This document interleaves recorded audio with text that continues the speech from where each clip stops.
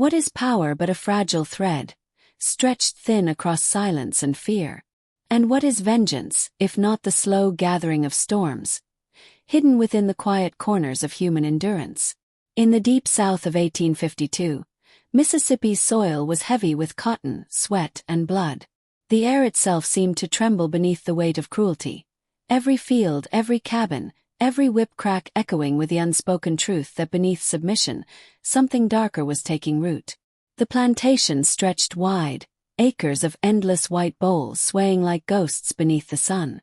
Its beauty was deceitful, masking a world of chains and shadows.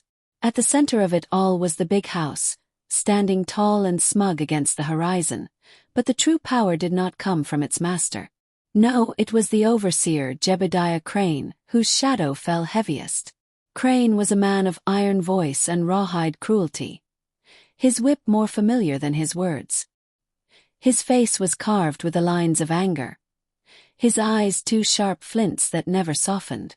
Each day he strode into the fields with a swagger that turned stomachs, his boots sinking deep into the soil as though he owned even the earth itself. And behind him, like a devil's tail, trailed the long leather whip, its crack splitting the air, its lash splitting flesh. The slaves feared him, but fear is never the end of a story.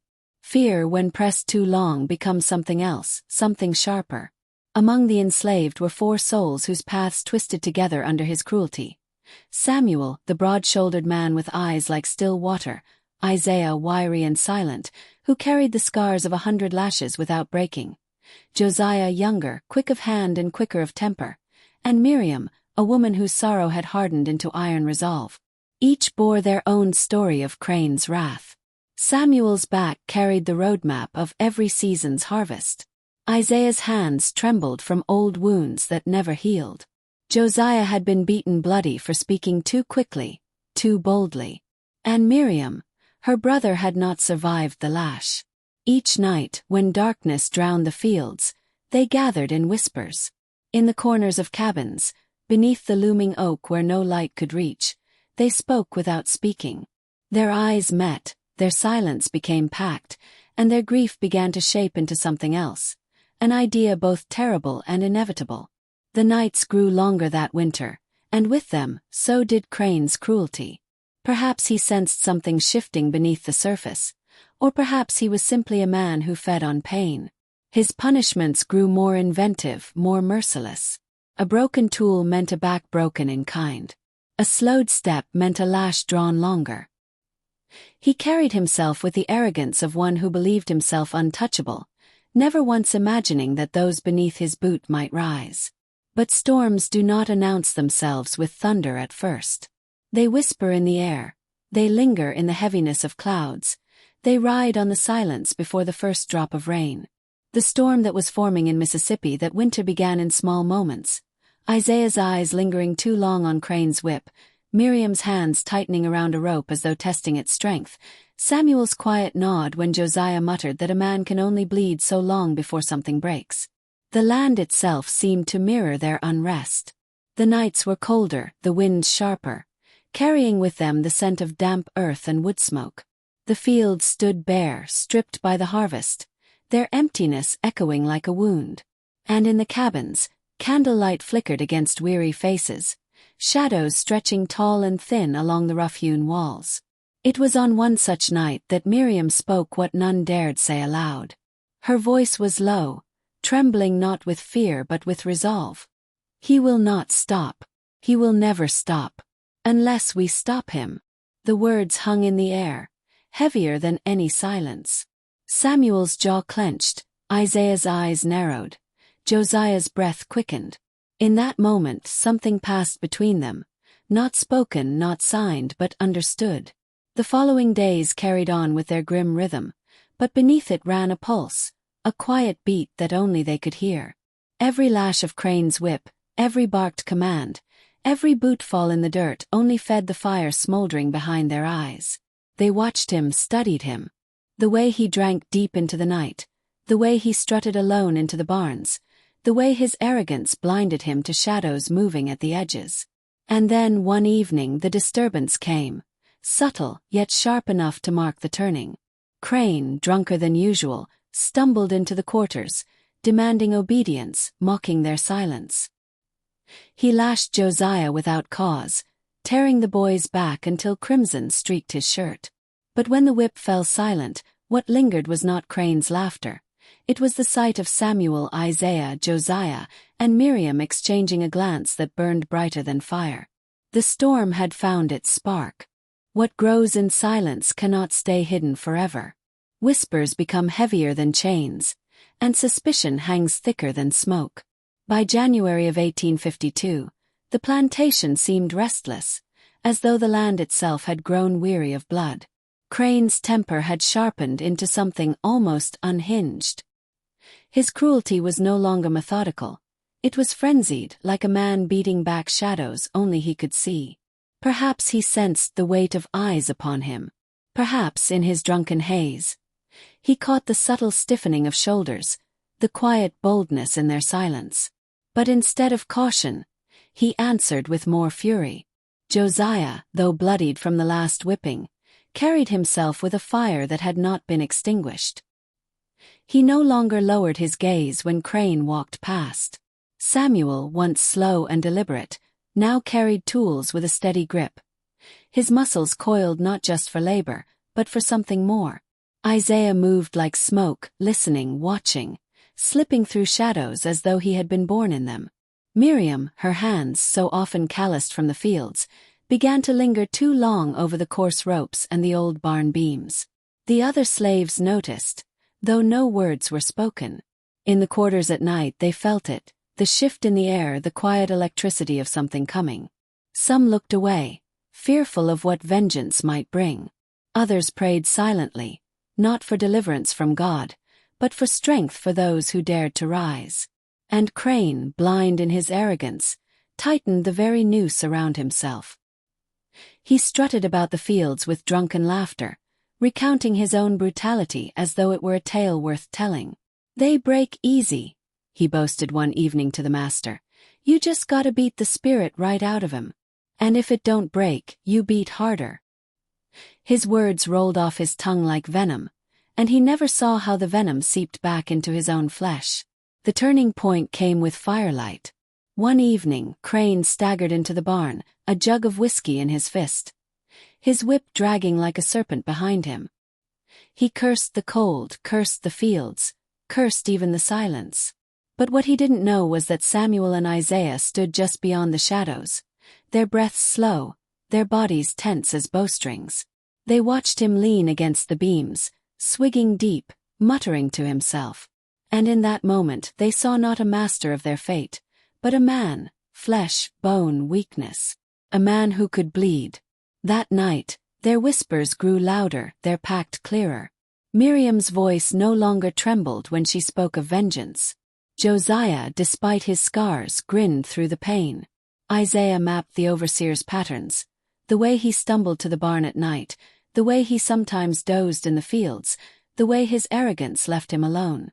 And Samuel? He simply nodded, the way a man nods when he has already made peace with death. The plan was not rushed. Revenge cannot be clumsy. It must be precise, deliberate, inevitable. They studied Crane for days, moving silently among him, their hatred a cloak unseen. Miriam stole lengths of rope, tucking them beneath piles of rags. Isaiah sharpened a tool until it gleamed like the crescent moon. Josiah tested the strength of knots when no one watched. And Samuel? He carried the weight of leadership in his silence, his eyes cold, his resolve unwavering. But still, the land itself seemed to shiver with anticipation. The winds howled through the fields at night, rattling the cabin shutters like bones. Dogs barked without cause. Even the master grew uneasy, remarking one morning that Crane seemed too harsh, too reckless. But Crane laughed it off, his voice echoing like iron striking stone. "Fear keeps him alive," he said. "Without fear, they'd slit our throats in our sleep." How close he was to truth. And then came the Sabbath. A Sunday evening where the master feasted, drank, and retired early, leaving Crane to his whiskey. The fields lay silent under the weight of a pale moon, and the slaves retreated to their cabins, though not to sleep. Inside, hearts thundered, breaths quickened. Samuel rose first, his shadow filling the cabin door. One by one, Isaiah, Josiah, and Miriam followed, each carrying not weapons of war, but the tools of their bondage: rope, hands, silence, resolve. They moved like wraiths across the fields, the frost crunching faint beneath their steps. Every sound was a dagger, an owl's cry, a shifting branch, the whisper of wind. Yet they pressed on, drawn not by rage alone, but by something older, deeper. The need for justice, the need for vengeance. The barn loomed ahead, its dark mouth swallowing the moonlight. Inside, Crane lay half-slumped against a beam, his jug nearly empty, his whip coiled at his side. He muttered in drunken dreams, cursing names no one could hear. The four exchanged one final glance. No words passed between them, for none were needed. And in that silence, the plan that had lived only in whispers was about to take form in flesh and blood. The storm had arrived. The barn was silent, save for the rasp of Crane's drunken breathing. The jug tilted against his chest, his head lolled, his boots caked with the filth of the fields. He had no sense that four shadows stood watching him, breathing in rhythm with his every drunken sigh. Samuel stepped forward first. His hand, broad and steady, closed around the whip that had so often torn their backs. He lifted it slowly, reverently, as though touching a relic of pain. The leather felt alive in his grip, warm, coiled, waiting. He passed it back to Josiah, whose eyes burned even in the dim light. Miriam moved next. From beneath her ragged shawl, she drew the rope. Each knot had been tied with purpose, each strand pulled tight with rage and care. Isaiah carried the other ends, his knife tucked within his sleeve, gleaming like a fragment of moonlight. Together they circled the overseer. Crane stirred, muttering, blinking. His eyes fluttered open, groggy, unfocused. And for a heartbeat, he must have thought he was dreaming. For figures surrounded him, silent, unmoving, their faces carved from shadow. "What?" His voice cracked, hoarse with whiskey. He tried to rise, but Miriam's rope whipped around his wrist, yanking him down. Samuel's hand pressed his shoulder, pinning him. Josiah's knot snapped shut around his ankle. Isaiah's blade pressed lightly against his neck, not enough to cut, but enough to still him. Crane laughed at first. Cruel, disbelieving laugh. You dogs think you can touch me?" His voice wavered, betraying fear. "You'll hang for this. You'll all hang." But his words fell into silence.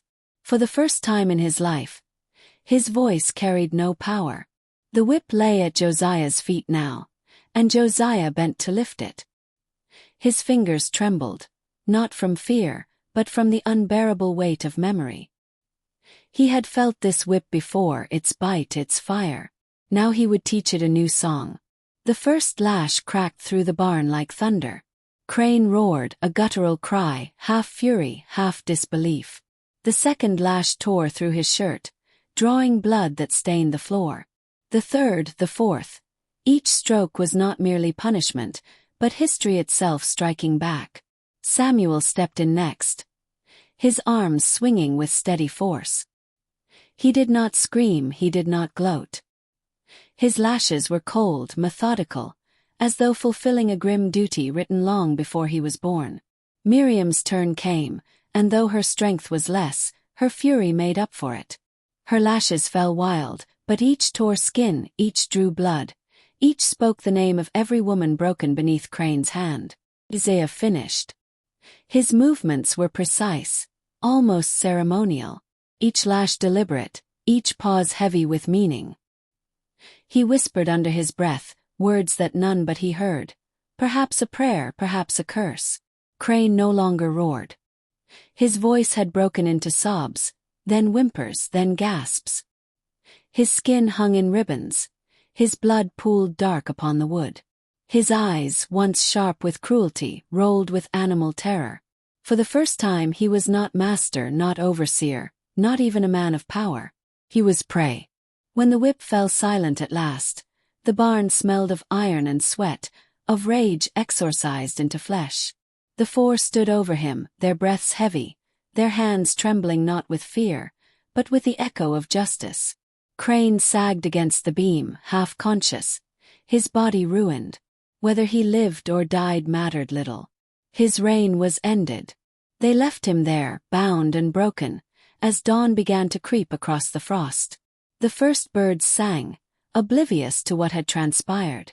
The slaves returned to their quarters, silent, their faces calm, their bodies aching not from labor, but from release. By midday the plantation was chaos. The master found Crane nearly lifeless, torn to ribbons, bound like an animal for slaughter. His cries carried across the fields, drawing the others from their work. The master bellowed, demanding names, demanding truth. But no voices answered. Every eye turned away, every mouth sealed shut. Not one soul betrayed the four. Rumors spread swiftly, as they always do. Some whispered that demons had whipped Crane, spirits of the dead returning for vengeance. Others said it was the land itself, weary of his cruelty, that had risen to strike him down. A few muttered the truth in hushed corners, that Samuel, Isaiah, Josiah, and Miriam had done what no one else dared. The master sent for doctors, but no cure could mend flesh so torn. Crane lived for a time, but he was never the same. He walked with a stoop, his voice cracked when he shouted, and when he reached for the whip, his hand trembled. His cruelty never vanished, but it dulled, blunted by fear. He had seen the abyss, and it had looked back. As for the four, suspicion lingered. Yet no proof was ever found. The master interrogated, threatened, even starved some for answers, but nothing broke the wall of silence. The slaves protected their own. The story remained unspoken, yet alive. Years passed, and the tale grew. Long after the plantation rotted into ruin, long after Crane was buried in a shallow grave, people spoke of that night. They said if you walked past the old barn in winter, when the moon was pale, you could hear the crack of a whip, but not in cruelty. Different sound. A whip wielded by the enslaved, not against them. Children whispered the legend in the dark. Travelers swore they saw shadows moving where no man stood. And always, the name of Crane was spoken with disgust, while the names of Samuel, Isaiah, Josiah, and Miriam were remembered not in shame, but in secret honor. What was vengeance? Some called it justice, others madness. But the truth lingered in silence. Four hands had torn power from the whip and rewritten its song. And so the legend endures.